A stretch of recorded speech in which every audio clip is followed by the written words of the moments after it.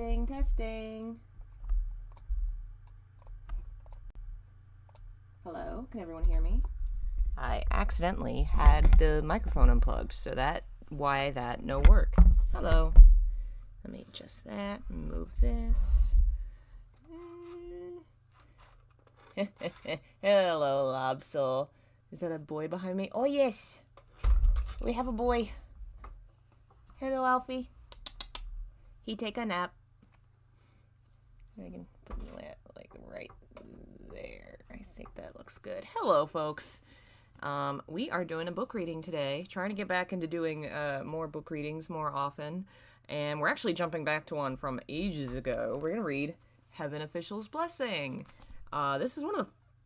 I don't know if it was one of the first, but it was one of the first Danmei, at least, that we started reading. It's very long. And we stopped because...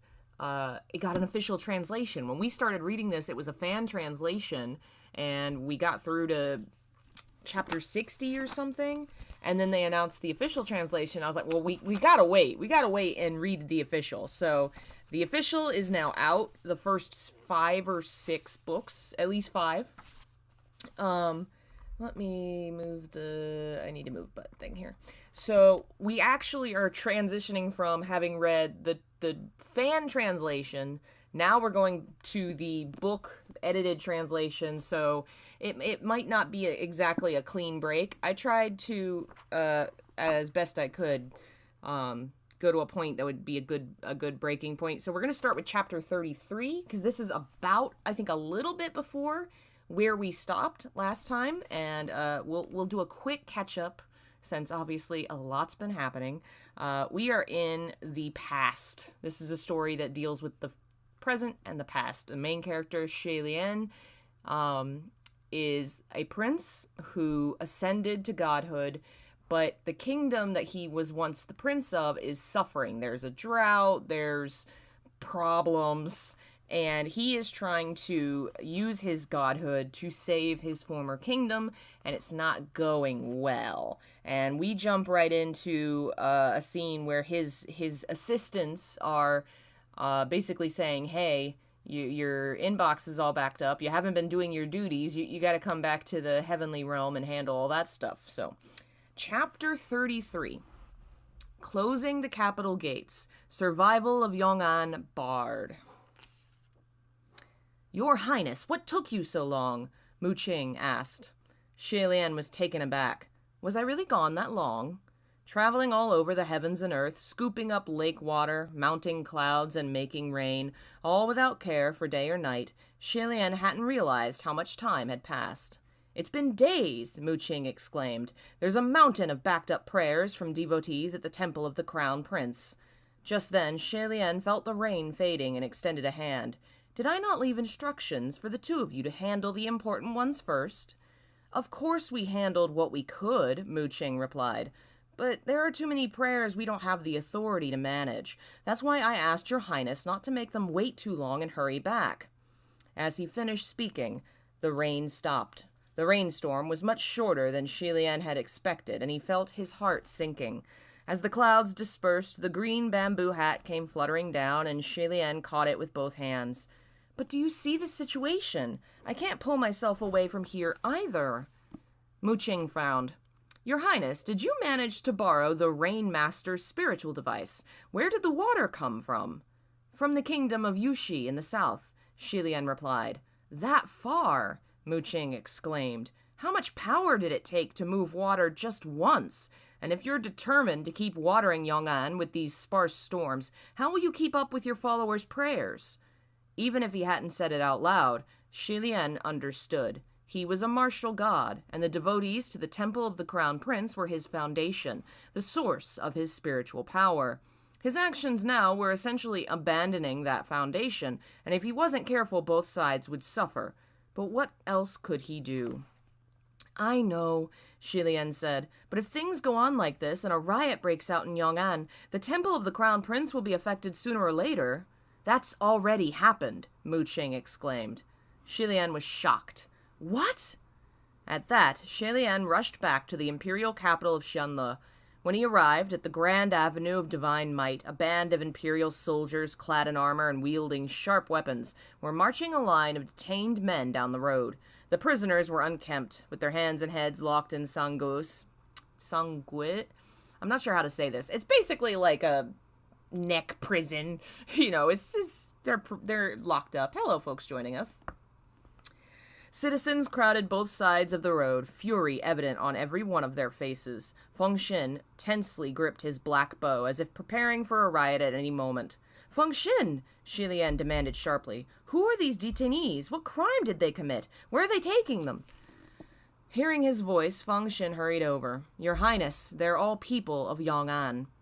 There were dozens of men in that line, all tall and gaunt, their skin tanned and dark from the sun. Behind the soldiers trailed several old men and a number of stricken women and children. The ones following behind are as well? Xie Lian questioned. All of them, Mu Qing confirmed. Over the past several months, at the height of the drought, Yong'an residents uprooted their lives and fled to the east in droves. When it was only a few dozen people, it wasn't obvious, but the flow kept coming. By now, there were more than 500 of them. When a massive, dense crowd like that gathered, it became quite the spectacle. The people of Yong'an were strangers to this land, with nothing to their names, and the moment they opened their mouths, their dialects gave them away. So when they arrived at this strange, bustling city, they naturally stuck together for comfort. After searching all over, they finally found an uninhabited green meadow within the imperial capital. Overjoyed, they built sheds and huts as temporary shelters. Unfortunately, although the field was uninhabited, it was very dear to those of the imperial capital. The culture of Xianle was quite indulgent, and residents of the imperial capital were leaders in that lifestyle. Citizens would gather at the field to stroll, dance, sing poetry, paint, practice the art of the sword, and so on. Yong'an, on the other hand, had always been poor, so the temperament and culture of the citizens of this western land were completely opposite to those of the east. Because of this, citizens of the imperial capital often believed they had the purest Xianle blood. Ah, yes. Ah, yes. The age-old problem.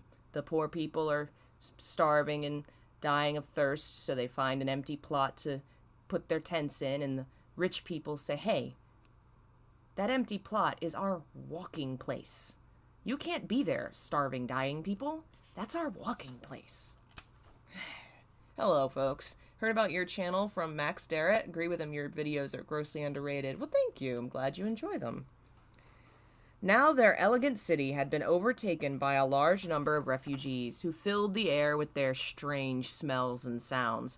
The constant disruption of laundry and campfires, the stench of stewing herbs and leftovers and sweat, unending weeping. It made nearby residents recoil with disgust, and their complaints were endless. Some of the elder Yong'an leaders understood their predicament and wanted to move elsewhere, yet the imperial capital was already heavily populated. I can't speak. No matter where they went, it was crowded with people, and there wasn't anywhere else that could settle so many. Furthermore, they had wounded people, sick people, old folks, and children, which made it infeasible to move frequently. They had no choice but to shamelessly yet cautiously cling to the meadow. As much as it displeased the people of the imperial capital, the refugees were still citizens of the same country. In light of the ongoing disaster, they tolerated the stranger's presence. Isn't that so nice? When you're people of the same country and another city is in desperate trouble and you tolerate them. The heights of kindness. Xie Lian had heard up to that point in the situation report when the band of soldiers arrived at the mouth of the marketplace with the Yong'an men in tow. The soldiers bellowed, "Kneel!" Every one of the men looked indignant, but with blades at their throats, they had no choice but to kneel.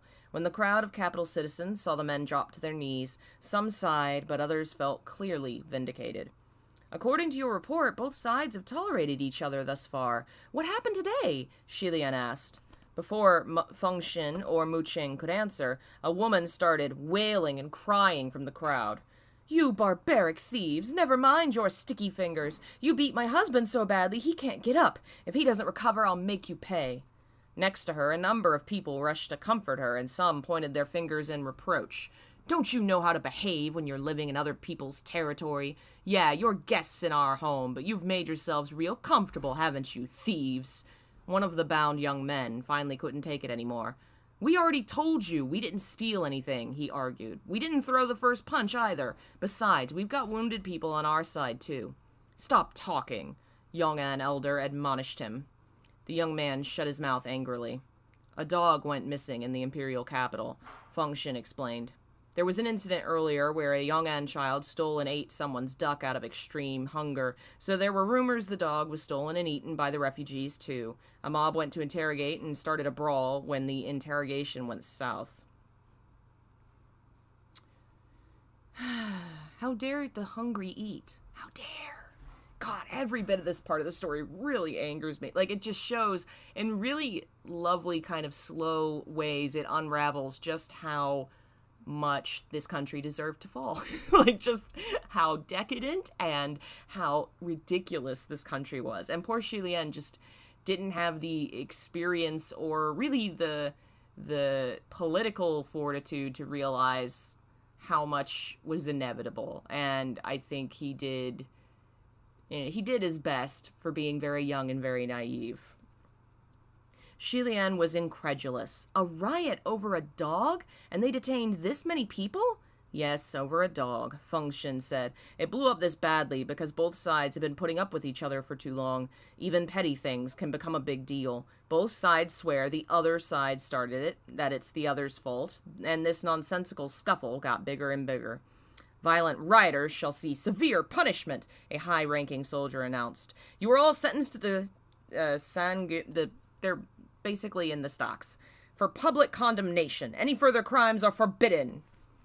Whereas before, further crimes were fine. We don't mind further crimes.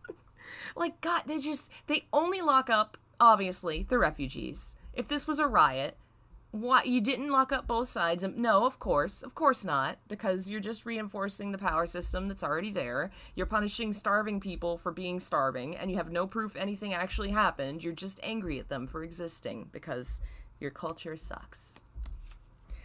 After the sentencing, he stood down, and the next second, some of the crowd started hurling lettuce leaves and rotten eggs at the men of Yong'an. The old men who trailed behind started bowing to the crowd, crying for mercy.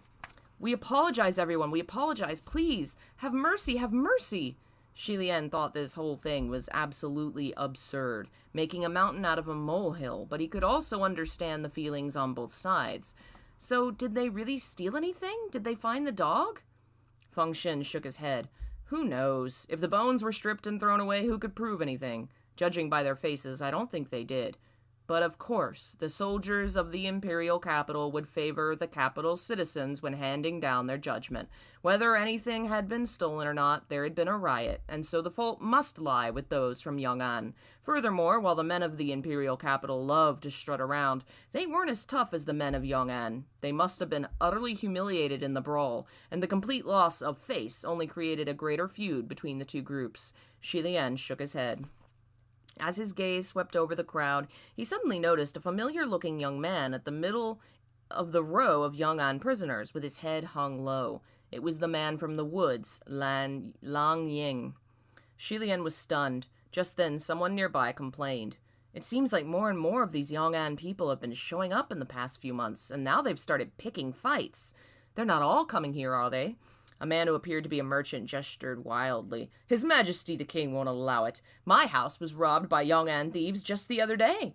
If they all came here, there'd be hell. Lan Ying had kept his head low all this time, letting the groceries hit him freely, but at those words he suddenly looked up. Did you see it?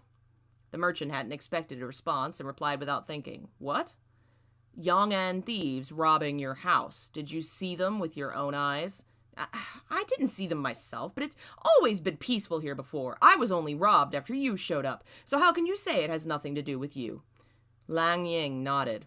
I get it. Before we came here, your people were the ones stealing, but once we arrived, we became the thieves. A rotten persimmon came flying at him before he could finish, and smashed into the side of his mouth, looking like he'd vomited a splatter of blood. The merchant burst out laughing, and Lang Ying's eyes dimmed. He closed his mouth and stopped talking. Xie Lian dissolved the sharp rocks that were thrown at the young men, ensuring they wouldn't be severely injured. This public humiliation continued until evening, and only after the onlooking citizens finally dispersed did the soldiers decide it was enough. Only then did they unlock the stocks and warn the men not to cause any more trouble, otherwise they'd be severely punished, and so on and so on. The elders bowed deeply over and over with apologetic smiles, promising to never violate the rules again. But Lang Ying, looking apathetic, walked away, all alone. Xie Lian watched that lone figure depart, then caught the right moment to appear in a flash from behind a tree and block his path. The moment he appeared, the young man's eyes sharpened, and that instant, it looked like he was going to choke Xie Lian dead. He took a moment to process who was standing before him, and withdrew the hand that was so ready to attack. "It's you." Xie Lian had transformed back into that form of a young cultivator. Lang Ying had almost managed to seize him, which startled Xie Lian even as he thought, "This man's a little impressive." "I gave you that pearl, so why didn't you take it back to Yong'an?" Lang Ying regarded him. "My son is here. I'm here too." After a brief pause, he took the coral pearl from his belt. "Do you want it back? Here." The hand he held out still had marks from being imprisoned. After a moment of silence, Xie Lian didn't take it. "Go back. It rained at the Bay of Long-Air today." He pointed to the sky. "Tomorrow there will be rain again, I promise. It's certain to be so." But Lang Ying shook his head. "It doesn't matter if it rains or not. There's no going back." Watching his back as he walked away, Xie Lian was left dumbfounded. He only felt endless frustration. Before he ascended, it was like he hadn't had a cloud of worry in his skies. He could do whatever he wanted. Who could have known that after ascension he would suddenly be surrounded by incessant worries, the worries of others and his own? Had it always been this hard to get something done? He had never felt so lacking, so powerless. Xie Lian sighed and turned to leave as well. There was a mountain of prayers waiting to be addressed by him at the temple of the Crown Prince. Yet he wasn't the most troubled of all. That title went to the king, for the worries of the king of Xianle had become reality. Those 500-some Yong'an refugees were only the beginning. With the borrowed rainmaster's hat in hand, Xie Lian ran unceasingly back and forth between the north and south, creating rain by his own power. Yet every little rainstorm used up an immense amount of spiritual power and 5 to 6 days' worth of his time. There may not have been another god besides him who could keep up such a draining duty, besides Junwu, of course. However, the heavenly emperor ruled over a far vaster land than he, and the number of devotees and domains he attended to was significantly greater than Xianle. How could Xie Lian possibly distract Junwu by asking for his help? And still, each rainstorm only wet a small area of Yong'an and only lasted a short while. Even if it caused some relief, they couldn't fix the root of the problem. After a month of this, the people of Yong'an began their exodus to the east in droves. Before, it was a group of dozens at a time. Now it was hundreds, thousands, massive hordes that flocked together, streaming like a river. After another month, the king of Xianle issued a new decree. Due to the endless disputes and incessant scuffles of recent months, for the sake of peace within the imperial capital, all Yong'an refugees are to leave the city immediately. Every refugee shall be given a travel set fund to assist in their settlement elsewhere. Yeah, sure. This so frustrates me too, because this isn't even refugees from another country, which you can argue and make, backwards and stupid arguments, but you can argue that it's not your countrymen. But this is their countrymen. What is the point of you, Mr. King, if you aren't even taking care of your own people? And if you're not taking care of your own people, you deserve to die. You deserve what's coming for you. And the thing that's really heartbreaking is Xie Lian is trying to fix it, thinking in a very backwards way, thinking in a way that's like, oh, well, there's no rain. I fixed the rain. The rain's not the problem. The weather and the seasons are always going to change. The problem is the government and the country are built in a way that favors the people in power and the people in the city who have enough water to survive the drought, and they don't take care of the poor who are in the other region, and they don't take care of the refugees who come looking for help. And if he had been, say, on the ground trying to help calm the refugees part, trying to help people in the city rather than trying to make it so that they never come in the first place, which is not the solution, because you can't erase a drought. That's going to happen. And when you have droughts, you're going to have to handle them. And so you have to have infrastructure and systems in place to handle refugees. And his country doesn't, because his father, the first couple chapters of the past shows how opulent their life is, how overly over the top everybody's life is in the imperial city, but especially the king and the queen, and it's ridiculous. And it's clear that just he has never been shown proper, I guess, government. He's not been raised as a governing person. He's been raised as a spoiled prince. And only now, as he said, is he seeing how it is to actually have worries in his life. All right, where was I? With that, the grand gates to the imperial capital of Xianle closed before the massive teeming horde of Yong'an refugees. "Open the gates! Let us in!" The soldiers retreated into the city and pushed the 1,000-ton gates shut. The people who had been driven out by the soldiers went rushing back toward the entrance like a tide of black water to pound on the massive doors. Atop the towers, the soldiers roared, "Get away! Leave! Collect your travel fund and head east! Don't mill around!" Remember, east is where the drought is? So they're basically telling them, here's $50, go die in the desert. The Yong'an refugees had turned their backs on their homes, fled their lands, and arrived at the closest city, the imperial capital. With the gates to the city closed to them, if they wanted to survive, they would have to walk an even longer distance around its perimeter to cities further east. The journey to the imperial capital had already been massively perilous, with countless injured or dead. How could they possibly have any more energy to continue on? Even with the travel funds, rations, and water, how many more days could they endure on the road? Their faces were ashen. Some dragged their household goods behind them. Some carried babies on their backs. Some carried stretchers. Some held each other up. Some could stand no more and lay or sat on the ground. Acres and acres of them stayed there outside the city walls. Some younger men still had the energy to be enraged, and they pounded the door with their fists as they yelled, "You can't do this. You've written off our lives. We're citizens of Xianle. You can't just kill us off like this." One of the men yelled until his voice was hoarse. "You can kick us out, that's fine. I won't stay, but at least take my wife and children, please." They were like ants trying to shake a tree. The city gates remained unmoved. Xie Lian stood atop the tower, white robes flapping in the wind, and he crossed the parapet to look down below. Outside the imperial capital were endless heads, black and squirming, dense and tightly knit, very much like the swarms of ants he used to see in the imperial gardens where he played in his younger years. Back then he'd peered at them curiously and surreptitiously extended a finger to poke them, but immediately an attendant cried out, "Your Highness, those things are dirty. You can't touch. Don't touch." Then she rushed over, skirt lifted, and squashed all the ants under her foot. When those ants were alive, there was hardly anything worth looking at in their dense roiling swarm. Once they were squashed into mush, there was even less to look at. What a sad metaphor. Within the capital walls, lights twinkled magnificently in myriad homes, and the sound of music wafted in the air. This one city wall separated two completely different worlds. It wasn't just the new Yong'an refugees were being refused, but even the ones already settled in the city had been expelled. It was harsh, but with the mounting friction between the Yong'an refugees and the capital residents in recent months,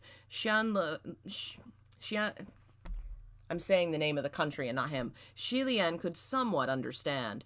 If they allowed any Yong'an citizens to remain within the city walls, they could collude with those outside the walls and cause havoc.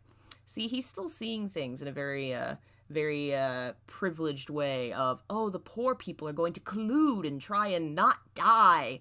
I understand why you've locked them all out. Like, he's still not quite, like, he empathizes with the suffering, but he doesn't understand the roots of the suffering. Not yet. He will.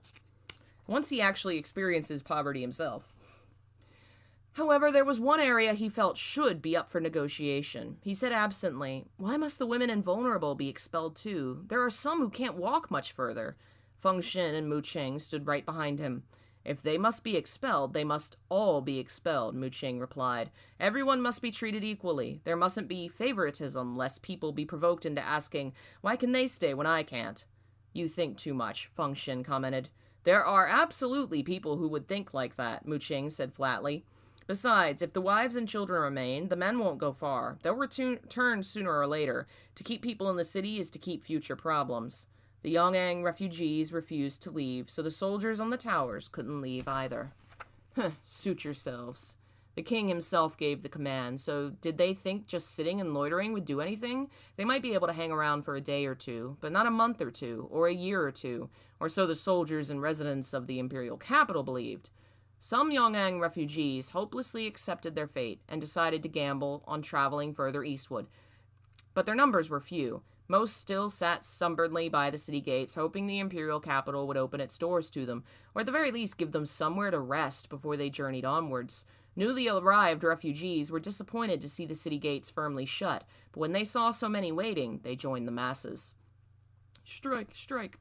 Several days later, the crowd gathered outside the city gates was still only growing. Tens of thousands of people had evidently decided to settle there, and they built impressive rows of temporary shelters. They had rations and water given by the king to sustain themselves, but the people were almost at their limit. Their limit was breached on the 5th day. Over time, Xie Lian had divided each day into 3. 1/3 dedicated to the devotees of the Temple of the Crown Prince, 1/3 for moving water and creating rain, and 1/3 for caring for the Yong'an citizens outside the city walls. But even with Feng Xin and Mu Qing helping, Xie Lian still felt the burden of these responsibilities. The spirit was willing, but the flesh was weak. By coincidence, it happened during a time when Xie Lian wasn't standing guard outside the city walls. Under the scorching sun, a shriek was suddenly heard outside the gates. The cry came from a couple cradling their child in their arms. Many went over to see. "What's wrong with the child? Hungry? Thirsty?" And soon a shout. "Everyone, come share some water here. The kid's not looking good." The woman sobbed as she gave water to her red-faced child, but the child vomited it back up. "I don't know what's wrong," the father said. "He's sick. A doctor! We need a doctor!" Carrying his son, he ran to the gates and started slapping on the doors. "Open up! Help! Someone's dying! My son is dying!" It was only natural. The soldiers inside didn't dare open the gates. Whether or not someone was actually dying, there were tens of thousands outside. If they opened those gates, there'd be no closing them. Instead, they reported to the officers higher up. The weather had been hot over the past few days, and the heat was making the soldiers standing watch cranky. "Give him some food and water," the officer said dismissively. They hung food and water on a rope and lowered it down. Thank you, my lords and brothers, but we don't want food and water. Can you help us find a doctor?" the man pleaded. This made things difficult. They couldn't let him in to find a doctor, and they certainly couldn't lower a doctor from the city walls. Heavens knew what those starving refugees might do when the doctor got outside. "Forget it," the high-ranking officer replied. "Ignore them, they're not dying. If they ask again, tell them their message has been sent to the king for a response." Over recent weeks, the king had been deeply troubled by the Yong'an issue and was easily angered, so of course no one would actually dare to bother him with such a trivial matter. The trivial matter of his people dying. The soldiers responded as directed, and the Yong'an man, feeling greatly relieved, thanked them profusely, thanked his majesty, and knelt to kowtow multiple times. Yet hours upon hours passed. Shadows from the scorching sun moved from one end of the earth to the other, and the requested doctor still hadn't appeared, as the child in their arms got hotter and hotter. The couple cradled their child in arms that trembled nonstop. The man was covered in cold sweat, mumbling, "Is anyone coming? Is anyone opening the gates for me?" At last they couldn't wait any longer, and he yelled to the towers, "Officers, my apologies, but I need to ask, where's the doctor?"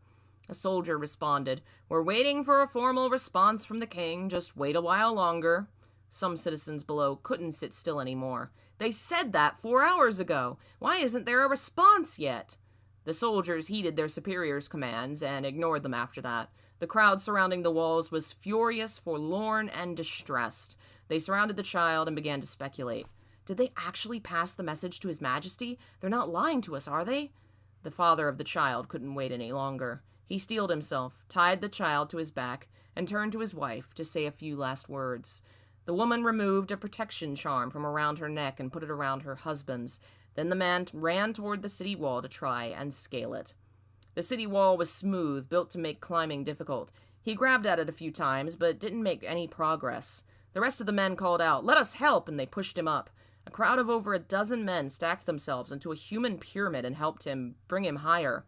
From the top, the man managed to grab onto the rope that had been used to lower water and food, and used it to continue his climb. At the bottom, Tens of thousands watched anxiously, not daring to cheer for him, scared they might be discovered.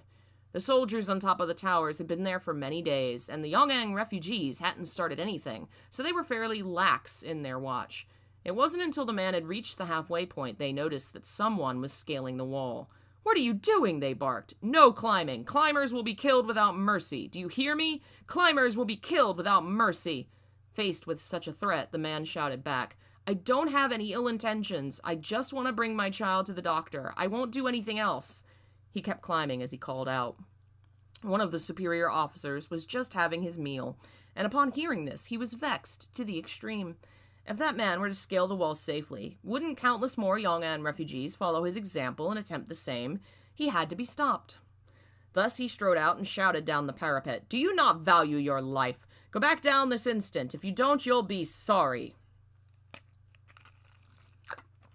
But the man had already climbed high, past halfway, and with just one more push, he'd reached the top. Naturally, he wouldn't stop now. Never in his life had that superior officer been disobeyed like this. His word was law.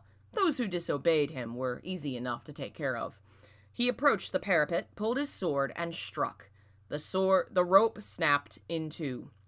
The man plunged downward, snapped rope in hand. Awash in the screams of thousands, he crashed heavily on the ground before the city gates. That was the moment Xie Lian arrived. The man had fallen on his back, and on his back was his child. Whoomp! And the child was crushed into ground meat, splattering blood for dozens of meters. The man's neck was broken, his eyes bulging out of his skull.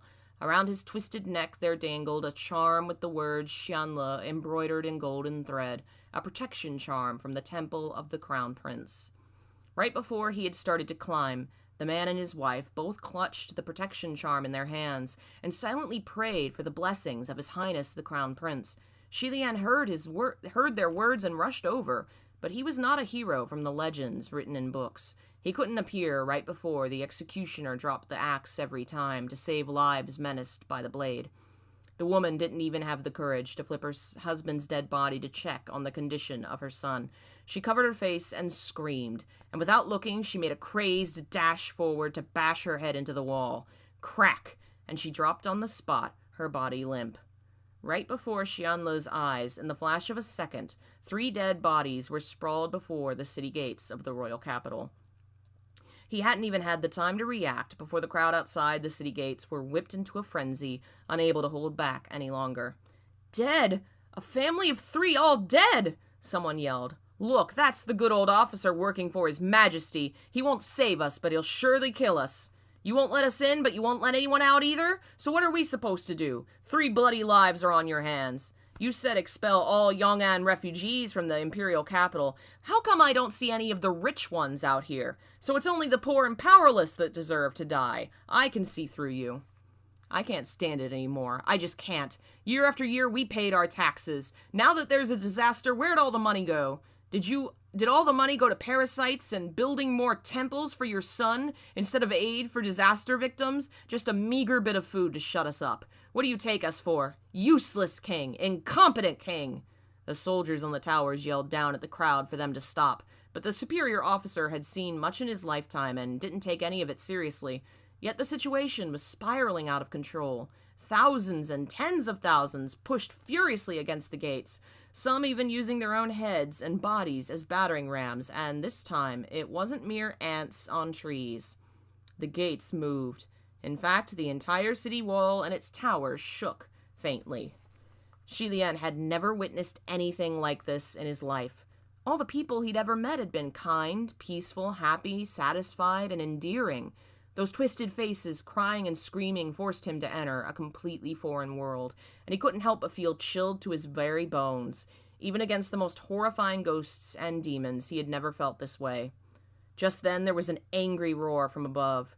He whipped his head around and saw a tall, gaunt figure choking the officer who'd cut the rope and caused the 3 deaths outside the city walls. With a loud, clear crack, the officer's neck was snapped. Good job. The other soldiers had no idea how the man had suddenly appeared. Pale with shock, they rushed forward to surround him, brandishing their swords. "Who are you? How did you get up here?" Xie Lian immediately noticed the man's hands. The flesh was ripped to bits and smeared with blood. The man had scaled the smooth walls with only his bare hands. When the figure turned around, he saw it was Lang Ying. Lang Ying was calm and collected, even when surrounded by soldiers. He crossed the parapet and threw the corpse of the officer down. Then he jumped off, using the corpse as a stepping stone to break his fall. The moment he jumped, he looked straight at Xie Lian. But the man wasn't truly looking at Xie Lian. Instead, he looked right through him to gaze at the imperial palace that towered at the center of the capital. From that day onward, all of the kingdom of Xianle was thrown into chaos. Hell yeah! Gonna tear that shit down. Oh, thanks for the donation, Maverick Real. Yeah, so this is the part where, like, we're starting to see the poisoned roots of the country, like the rot in the basement all coming out, and Xie Lian, having never faced such a thing, having only ever lived in the privilege of the temple and the palace and seeing all the happy faces love him, he's never seen this kind of struggle. And so he's not going to handle it well, and he's not really going to understand it. And it's going to end up with the whole kingdom being destroyed, which was the inevitable, eventually that happens to any corrupt kingdom that's built on that much bullshittery. Like, it's gonna crumble like a house of cards. But he doesn't understand that or see the reasons why all this is happening clearly. Not yet. We'll do one more chapter, I think. What are we? Yeah. Chapter 34. Wow, these chapters are way long. They put a lot of things together in the translation, I think, where in the original the chapters were a little shorter. This one's not that long. Chapter 34. Xianle in chaos, Crown Prince returns to the mortal realm. For displaced disaster victims like those from Yang'an, to pick a fight against the imperial army was a losing battle, a gross overestimation of their own strength. Yet cornered people often possess the courage to court ruin and fight a losing battle. After that riot, the tens of thousands of Yang'an refugees finally left the city gates and rebuilt their temporary camps some distance away. Still, they stubbornly refused to leave. They could die on the road if they kept going, but if staying was also death, what was the difference? Using the rations and water the king distributed, supplementing them with bark, wild herbs, plant roots, critters, and insects, topping it all off with resentment and loathing, these people possessed an unimaginably persistent will to live and relentlessly persevered. After a few days, they managed to assemble a few thousand men and return for a fight wielding hoes, rakes, rocks, and branches. See, that's what happens. When you starve people to death and they're gonna die anyway, they rise back up to murder the fuck out of you. That's how every bad king, almost all of them fall. Although their clash was a mess and utter defeat, with over half those few thousand dead, it wasn't fruitless. Lang Ying made it into a tower and returned hauling several large bags of grain and bundles of real weapons. There may have been serious casualties, but that just created a will to fight to the death among the people. Their nature was closer to that of bandits now. They raided once, twice, thrice. The soldiers of Xianlu soon discovered the tactics of those bandits were rapidly improving. They initially experienced rioters gradually got the hang of things, and every time they attacked, they were more difficult to deal with than the last. The number who returned to camp alive increased with every attempt. There were also endless waves of new refugees joining the cause after hearing the news, and the group grew significantly in size. How best to deal with those bandits became the hottest topic for debate within the kingdom of Xianle, and after 5 or 6 such ridiculous guerrilla attacks, Xie Lian could no longer sit still on the parapet and simply watch from the sidelines. He hadn't reported to the heavens in a long time, but this time, when he arrived at the heavenly capital, he dashed straight to the palace of divine might without a word. He barged in. Jun Wu was sitting on his throne. A group of heavenly officials seemed to be discussing an important matter and were bowing to receive his command. In the past, Xie Lian would have chosen a different day to pay the visit, but at the moment he had no time to spare. He cut right in. "My lord, I'm returning to the mortal realm." The heavenly officials were startled. They immediately covered their mouths, keeping silent, not wanting to show any kind of reaction. Jun Wu looked at him knowingly for a moment, then rose from his throne to speak to him gently. "Xianle, I have an idea of what is happening, but you must remain calm." "My lord, I didn't come here to request permission. I came here to inform you," Xie Lian said. "My people are currently mired in the depths of hell, so please forgive me if I cannot remain calm." The world has its own destiny, Junwu said. Do you not realize if you descend and appear before mortals, it will be a violation of heavenly law? If it's a violation, so be it, the Xie Lian cried. At this, the faces of the heavenly officials changed color. Never had a heavenly official dared speak such words with so much gusto and so unapologetically. No matter how highly Junwu regarded this young, early ascended prince of Xianle, it was still a great act of audacity. A moment later, Xie Lian bowed. Pray, my lord, let me go this once. Just give me a little time. Since fighting has started, casualties are unavoidable. But if I can stop this and reduce the number of dead, minimize the conflict, then after the war ends, I will return willingly to repent, and my lord can sentence me as he sees fit. Whether I should be sealed under a mountain for 100 years, 1,000 years, 100,000 years, I will not regret it. After having his say, he remained in that bowing posture and stood down, leaving the great hall. Xianle, Junwu called. Xie Lian paused in his step. Junwu gazed at him, then sighed. You cannot save everyone. Xie Lian slowly straightened up. I won't know until I've tried. Even if the heavens say I must die, if that sword doesn't pierce my heart and nail me dead to the ground, then I am still alive, and I will struggle till my last breath. Returning to the mortal realm in solid form was unlike all the previous times he descended. Xie Lian felt like something had been abandoned. He felt light and at the same time heavy. His first action was to return to the palace at once. The king and queen were in the imperial study whispering to each other, their faces grave and exhausted. Xie Lian approached the door nervously at first, but then calmed himself, raised the curtain, and walked in. Father. The king and queen both looked back at the same time in shock. It was the queen who stood up first, crying joyously. My son! She extended both her hands and came forward to greet him. Xie Lian caught her arms, accepting the gesture, but before the smiles went away, he saw the king's expression growing darker. Why have you descended? The king demanded. Xie Lian's smile froze. Before, when he heard his parents talk about him behind his back, Xie Lian had thought his father might miss him and wasn't as biased against him as it always seemed. He had thought the king would show at least some degree of pleasure in seeing his return, and he would surely soften his attitude. How could he expect the king would react this way, so full of scorn? Xie Lian's own temper flared. Why have I descended? Isn't it all because of you? He replied sharply. Shouldn't you ask yourself whether you bear responsibility for the situation with Yong'an coming to this? The king's face completely changed, and he countered harshly. My responsibility? Is that something you can say to me? His fury made him forget his royal plurals, and the queen teared up. The situation is already as bad as it can be. Why are you two arguing? We're not arguing, Xie Lian said. We're talking about basic logic. Even if you are the king and my father, if you are the one responsible, why can't I say anything? Why didn't you work harder on disaster relief? If the aid money was completely swallowed by government checkpoints, why didn't you punish corrupt officials? If you were fierce like thunder and fast like lightning, jailing them all with no exceptions, then would there still be so many parasites who dare to steal? Wouldn't things be better than they are now? Veins popped on the king's forehead, and he banged on the bureau desk. Quiet! Do you think the royal treasury is a bottomless well that can fix any leaking hole? Jail them all. If it were that easy, if by just one order from this king it'd work fast like lightning, fierce as thunder, then why has history never seen a dynasty untouched by corruption? What logic do you know, you ignorant child? You dare speak politics with me? I always love that. I love that the story opened with him building like 1,000 golden temples, and he's like, don't you know we don't have enough money? Please help me balance my country. I've spent $10,000 billion on temples, no money on disaster relief. Help me. Like, God.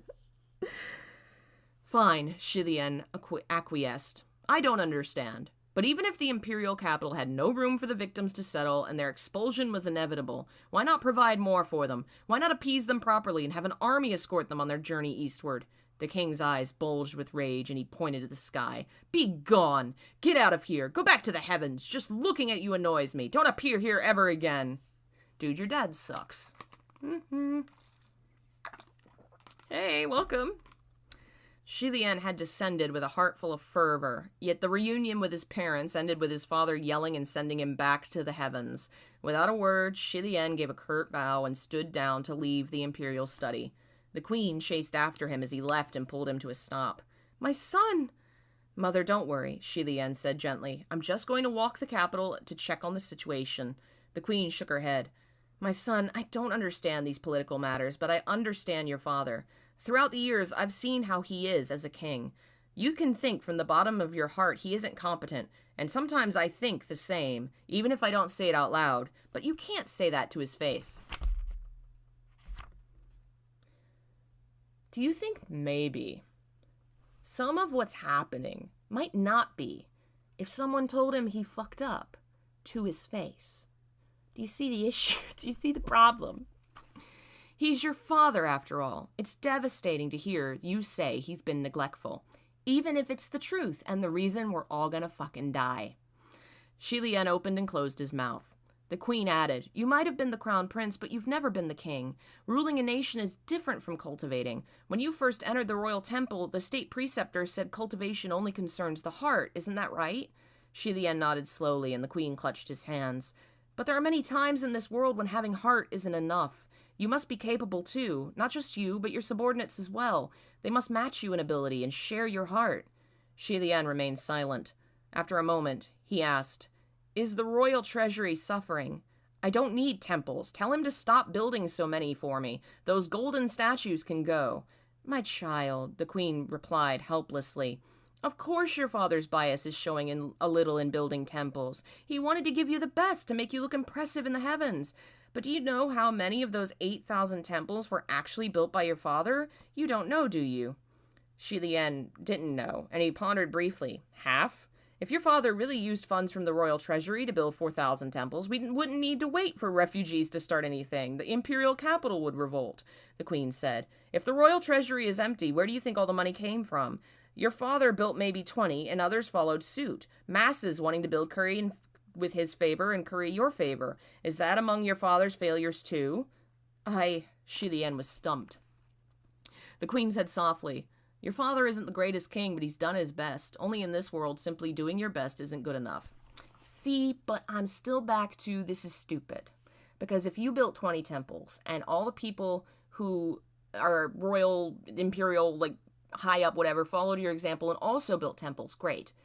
What's the point? None of that is helpful to your current situation, which is maybe if you'd invested some of the royal treasury into disaster relief and encouraged your nobles to do the same, you wouldn't all be about to be strung up and murdered. Like, that still gets back to the, listen, he didn't spend all the money on golden temples, he only spent some of it and encouraged others to follow suit. So all the rich people built pretty golden statues while the poor people starved. And wasn't that good planning? After a pause, she added, "Right now, you feel sympathy for the Yong'an refugees, so you blame your father, but they're all his people. Do you think we're the ones bullying them? In truth, yes. Yes.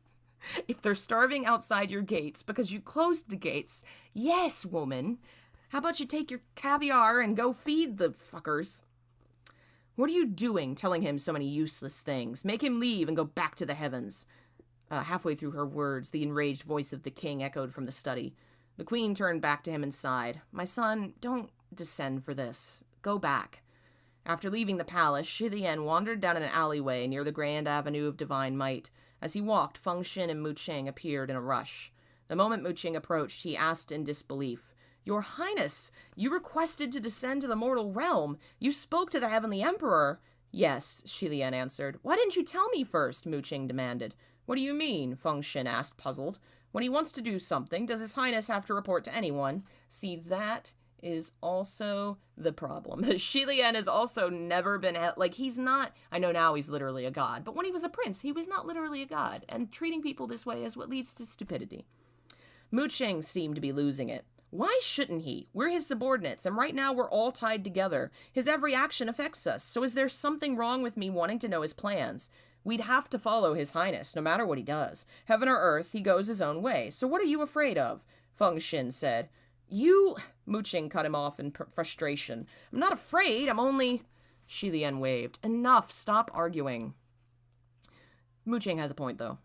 Feng Xin and Mu Qing quieted immediately. Just then a crowd of demonstrators paraded down the main street in a long line. Thousands of citizens hollering, "There will be no peace in the kingdom until Yong'an is exterminated. They've gone too far. They've created too much disorder. They're a cancer." Oh boy. The people of Xianlu had never been so aggressive about anything, nor had they ever engaged in such a roaring protest. Xie Lian couldn't help but think something was amiss. Feng Xin, on the other hand, frowned.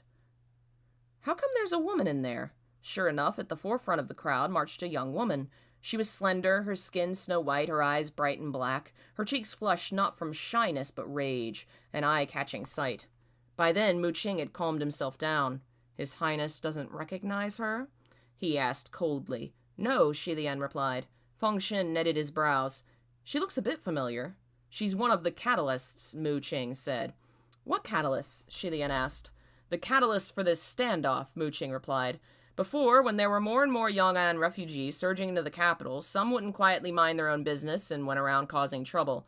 The court was discussing the matter of expulsion, and word of it spread. There was a Yong'an refugee who wanted to avoid being expelled, so he decided to take a risk. One night he snuck into the house of a wealthy family and kidnapped their daughter. Xie Lian couldn't wrap his head around this. Why would he kidnap a rich family's daughter if he didn't want to leave? Mu Qing gave him a look. To marry her. The only way a daughter from a good family in the imperial capital would marry a man of Yong'an would be by force. He didn't say it plainly, but Xie Lian understood. He'd never thought there were actually people out there who would do such a thing, that something like that could happen. A sudden wave of nausea rolled up his chest. Disgusting, Feng Xin cursed angrily on the spot. Just then a group of aunties rushed over, grabbing and pulling at the young woman. By the looks of it, she had snuck out when the family wasn't paying attention. The young woman wouldn't yield, yelling, I'm not afraid. I have nothing to be ashamed of. I wasn't in the wrong. Yeah, that chick's pretty spunky, Feng Xin said, amazed.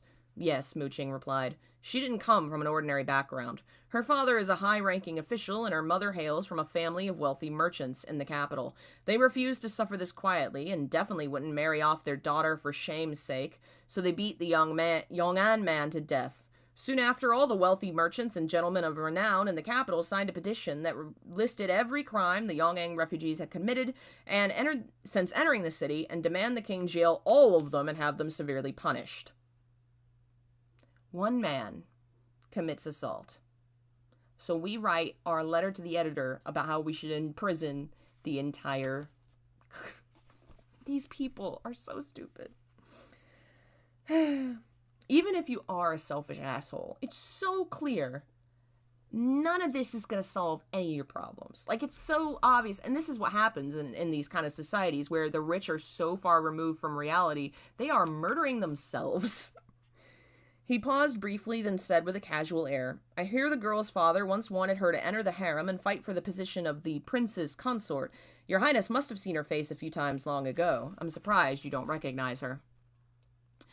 Xie Lian finally realized that everything was much more complicated than he had imagined. There were two sides to this tumultuous standoff, deeply entrenched within and without. The people were furious, and each side desperately wanted to kill each other. If the king's decree was partial to Yong'an, wasn't that a slap in the face to his own people? They are also your people. That's the fucking thing. When at last he decided to distribute aid from the royal treasury to Yong'an refugees, it had probably displeased many of the city's residents. Even more frightening than a displeased enemy was the dissatisfaction of the kingdom's own people. While technically everyone was of Xianlu, there were probably very few who believed that now. For so long, Xie Lian had been standing on high, unaware of all the problems of the mortal realm. However, his father was still in it. As a king, he needed money, he needed people, and in his position, the stress, the pressure, and compromises he needed to make to solve the problems of his citizens were incomparable to the troubles Xie Lian knew. When the Yong'an refugees arrived, they took over the land, made a racket, stole things, and so on. To a martial god sitting in a temple, these were all small matters that did not call for such fury. Simply endure it and it will pass. However, to the residents of the capital, these were all real, unimaginable, intolerable tortures, a crisis waiting to erupt. Okay, but again, one guy stole a duck and ate it. They lived in a refugee camp. Like, if you just enforced order and equally treated both like you just stop listening to the fucked up rich people. Like, God fucking, that's just... Xie Lian couldn't help but recall that the king's hair had gone even whiter than the last time he'd seen him. Last time, the king said he was going to dye it, but he probably didn't have the energy to care anymore. When Xie Lian was younger, he firmly believed his father was the world's greatest king, but the older he got, the more he realized that wasn't the case. Although his father was king, he couldn't be called a wise or competent one. He was even a little corrupt and made mistakes often. Without his prestigious status, he was nothing more than a common mortal man. The more Xie Lian realized this, the more disappointed he became. The king noticed his disappointment and could not accept every disagreeing look, every disagreeing word from Xie Lian. What he couldn't accept above all, however, was having Xie Lian see his failures. No father in the world wanted his son to see his failures. Every father wanted his son to see him as the greatest. Yet Xie Lian had appeared before him at a terrible time to berate him. "You're making such a mess of things. I had to descend to help you out." As both a king and father, how could he withstand hearing this? Maybe with the wisdom and humility to recognize when you fucked up. But then that would make him a better king than he is, so. The young woman was finally hustled away by her servants, and the hundreds of other demonstrating residents continued their protests, waving signs and hollering. They were crying for one thing only. "Kill them! Open fire! Show those Yongang refugees crawling around outside the walls!" A moment later, Mu Qing spoke up. "Your Highness, at this point it'd be best to go back and apologize to the Heavenly Emperor. Favorable time and place and conditions. It's all lost. There's no helping this." That's because Mu Qing was the one of the trio that came from a poor he knows exactly what's about to go down. He knows that they're all going to tear each other apart because the rich people are too far removed, the poor people have nothing left to lose, so they are going to take down as many people as they can with them. It was just as Junwu had told him at the Palace of Divine Might. The world has its own destiny. But that was no different from telling him that the kingdom of Xianle's time had come to an end and let it go. Even the queen, his mother, who wished day and night to be granted a glimpse of him, asked him to leave with tears in her eyes when she finally saw him. How could Xie Lian not understand they simply didn't want him to go through this difficult trial, that they'd rather he just take care of himself and watch from afar? But how could he? After a long silence, Xie Lian gravely declared no, and he strode out. Making some mistakes. I don't know that it was wrong of him to try and help. I just think he never fully understood, which it points out here when he learns, discusses more of his dad's politics. He was never really educated in that and really doesn't understand the core problems that are going to tear this country apart, which clearly it already was just bloated and too much difference in class and in have and have-nots. It's just going to crumble when, something, if it wasn't the drought, it could have been a plague, it could have been a war, it could have been anything just being the trigger and would bring it all down because it just didn't have the structure to survive catastrophe. And being, his parents or the king and queen, he's not emotionally distant enough and he's not, have enough experience in the world to really understand. But of course, the rest of the story, after all this happens, is going to be him spending quite a lot of time in the world and getting that experience with the real world and ending up a very different person down the line. Not too different. Still wants to try and help, but understands better how to help. He understands more the realities of have and have-nots and what have you. Thanks for listening. Core problem number 1, dumbass dad. Well, that's just the thing. When you grow up in that kind of lap of luxury, how in the world can you ever understand someone suffering that way? How can you ever empathize with a refugee when literally everything's been handed to you on a golden platter every day of your life? It's not, kingdom never works out. Never works out when your ruler is so far removed from what reality is. Thanks for listening. We're going to keep doing book readings. I'll alternate. We're going to do, I think we have a couple of different books in circulation now. I'm going to do Scum Villain next time probably, since it's been a while since we did that one too. And it's short, so eventually we can get to the end of it. But at least once or twice a week, maybe more if I can get the chance. Thanks for listening, and I will see you guys next time. Bye.